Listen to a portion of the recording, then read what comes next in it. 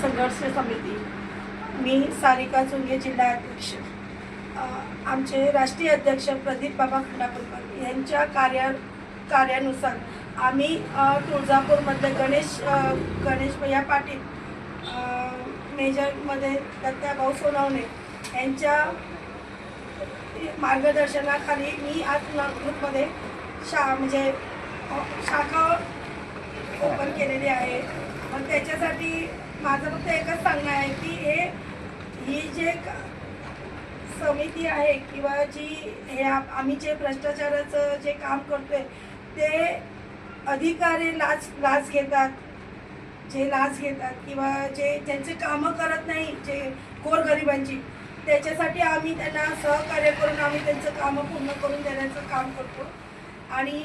ह्याचं पूर्ण श्रेय बघायला गेलं तर गणेश भैया आणि दत्ताभाऊ सोनवणे हे आमच्या पाठीवरती असल्या कारणाने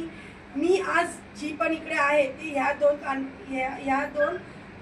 म्हणजे माणसांमुळे आज मी या स्टेजवरती उभी राहिलेली आहे.